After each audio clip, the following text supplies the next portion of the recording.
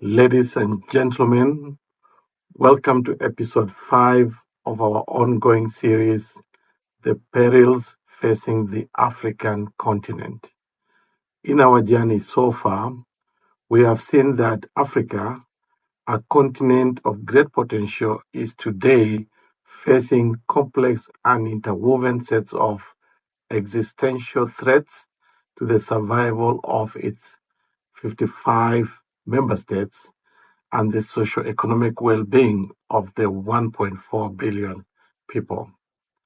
In the last podcast, that is episode 4, we showed that Africa, before the arrival of the Europeans about the 15th century, had very many powerful empires that had existed for thousands of years.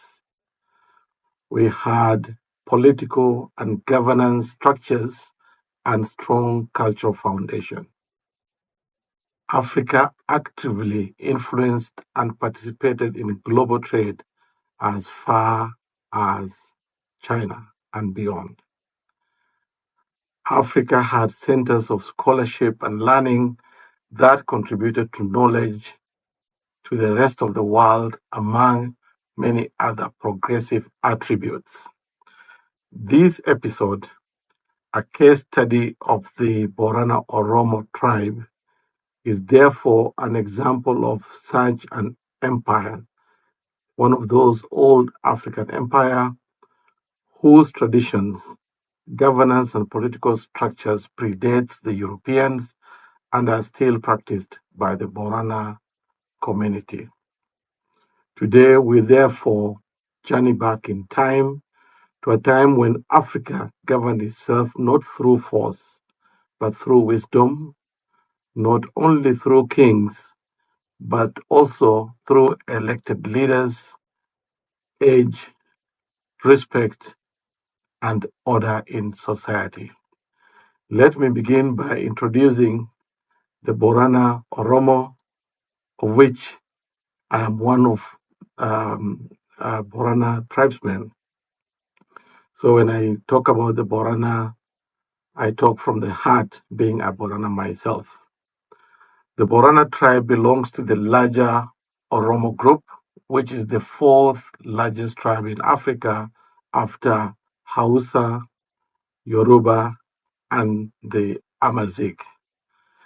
The Oromo has a population of over 50 million people, mostly settled in Ethiopia. They actually represent 34.5% of the Ethiopian population. The Borana Oromo are an ancient race that traces their origin to a place called Tulu Namduri, currently known as Madwalabu, in Liban territory in present-day Ethiopia. The formation of the Oromo nation was one of the greatest events in the annals of African history, comparable to the Zulu of Southern Africa and the Fulani of West Africa, which were the three most populous, expansive movements by well-organized societies.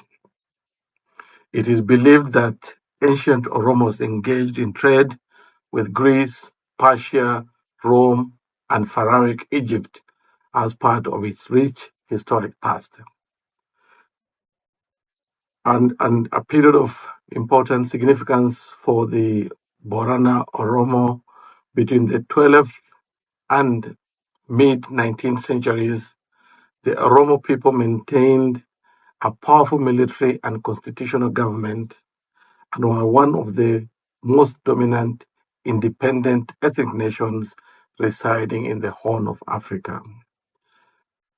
At its peak, the territory of the Borana and the Oromo people spanned from the present-day Kismayo and Hargeisa in Somalia through into Ethiopia, the capital Addis Ababa, and the western region of Gambela, touching South Sudan, descending down into Kenya, east of Lake Turkana, through Marsabit, Isiolo, Tana River, and Malindi counties, in Kenya. According to Professor Asmarom Legese, the Borana have an unusually deep awareness of time and history. They schedule their lives, their rituals, their ceremonies, their political and economic activities to a very high degree. Such an articulate existence is associated with Borana's rich history, sophistication, and knowledge. I intend to demonstrate this using Borana invented lunar stellar calendar system. To demonstrate this sophistication, the Borana lunar calendar system, which is as old as when Greece invented the Athenian calendar, also known as the Attic calendar. The Borana calendrical system has been in existence since 300 BC and relies on astronomical observations of the moon and stars. Unlike the Athenian calendar, the Borana calendar has survived 2,300 years and had existed for 1,800 years before the creation of the present day Gregorian calendar. A year in the Borana calendar is made of 354 days, making it 10 or 11 days shorter than the solar one. 12 months make a year, and each month is made up of an average of 29.5 days. Though the Borana calendar is distinctive in its focus on lunar cycles and celestial references, it shares commonalities with other ancient civilizations such as Egyptians and the Mayans that sought to harmonize their lives with the cosmos. Finally, in this section, the Borana calendar serves as a reminder of the wisdom embedded in indigenous knowledge systems, showcasing humanity's enduring capacity to observe, interpret, and thrive in harmony with the natural world. I will now move to the political and governance structure with focus on what we call the Gada system of the Borana. Africans lived in communities built on consensus and had elders, councils, ceremonies, and sacred oaths, among others. Disputes were settled under the shade of a tree, not in courtrooms. This was Africa before the disruption of their political and governance structures by the arrival of the Europeans and the continent's subsequent colonization.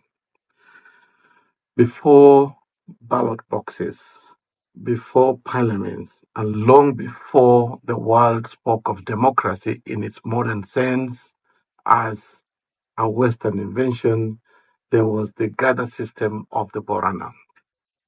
A scholar, C. L. Ruggles, 1987, states that the Gada system is the central institution of the Borana Oromo people, and it forms the basis of their social, political framework and of their cognitive worldview. Professor Asmarom Legese, another scholar, who has widely written about Oromo democracy, that's the Gada, he calls it as an indigenous African political system, and he terms the form as egalitarian democracy. The Gather system, an 8-year cycle of leadership, clearly shows that leadership was earned and not inherited, culminates in a peaceful handover of power from one generation to the next. At its core, Gather was structured around age sets called Luba. Each Luba moved up the ranks every 8 years, from boyhood to warriorhood to leadership. Those are distinct stages of growth. So leadership wasn't permanent, it was rotational. And with each cycle of 8 years, the Oromo people elected new leaders. The Abagada, who is the father of the Gada, or like the president, his council of advisors, while spiritual leaders offered checks and balance to the leaders and kept the moral compass of the societies aligned. These leaders were trained from birth, tested, and most importantly, held accountable for everything that they do.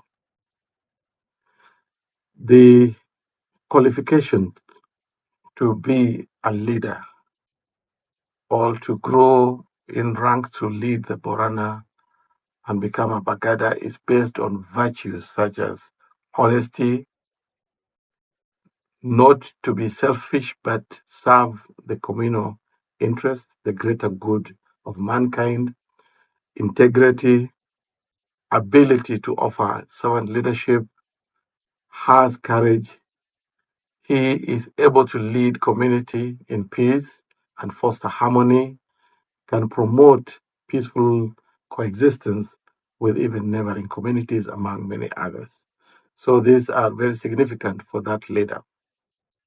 In its classic form, the Borana Oromo polity was organized in four principal institutions: Gada, Kalu, and the military, which is they call it Haria, and the National Assembly, they call it Gumi, or the Assembly of the Multitude.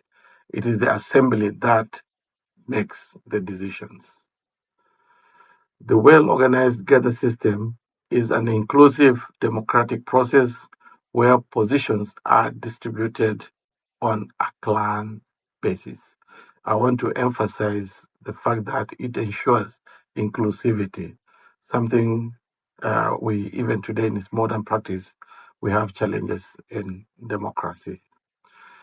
Ali Guracha was the last authoritarian regime that ruled the Borana, and this was a very long time ago. The Borana community, about 1450 CE, under the leadership of a gentleman called Gadao Galgalo Yaya, is when the Borana said that they were fed up of a one-man authoritarian rule. And they chose to create a political and governance system, the Gada system, which they thought will serve them better compared to that authoritarian way of doing things. And you need to listen to this. From the inception, the Gada system, a leader ruled for one term of 8 years. And this I know I've described earlier. And in the event the Abagada or the leader does not measure up to the expectations of the community, or he violates any of those virtues, or is seen to be unjust, he can be removed from office by the assembly of the multitude, or the Gumi. Imagine we had a recall clause as early as 1450 CE. The governance system of Borana also is very unique because it is devolved with the Hayu as the leader of a particular region within the Borana. And these Hayus will direction to the wider society. To confirm that this system of the Borana, the gather system, is still going on March 11, 2025, the Borana community gathered at a place called Arerogoro for the 72nd Bali Gather. It means the Boranas are on their 72nd president to witness this ceremonial installation of Aguyo Boruguyo as the new Apagada who will rule for the next 8 years. The event celebrated over the last 500 years of the Gather system. It is an older example of the practice of democracy in Africa that promoted peace, socio-economic well-being of societies, and social welfare across the Borana community. Now, very briefly and very related to what we've been discussing is the role of women in the gather system. You may ask, where were the women, or where are the women? Why they left out? Not quite. In the Borana society or tribe, the women, though passive, lead through men. So the society is led by women through men in the form of some form of incorporative leadership. The woman will prepare their husbands for community responsibilities. So before he goes for serious community meetings, she will ask the matters to be discussed and give her inputs at that stage. Or when the husband or the man returns from the meetings, she will be able to interrogate and find out what the decisions were, and she'll be able to brainstorm with the husband on what the implications of those are and give further guidance. So women are part and parcel of decision making there.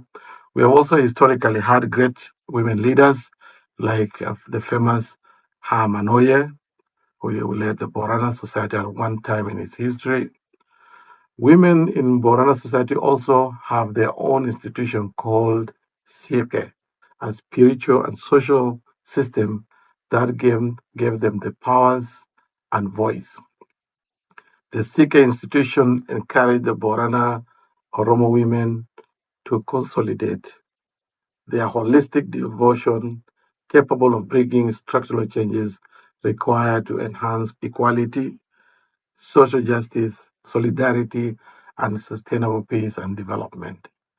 If a man mistreated his wife, she would work with her Sikh staff and rally women in protest.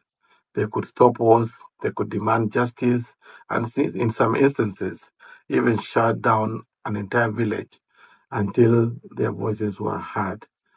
Beyond this, women also had at the top level ability to articulate matters of gender at the leadership level in society.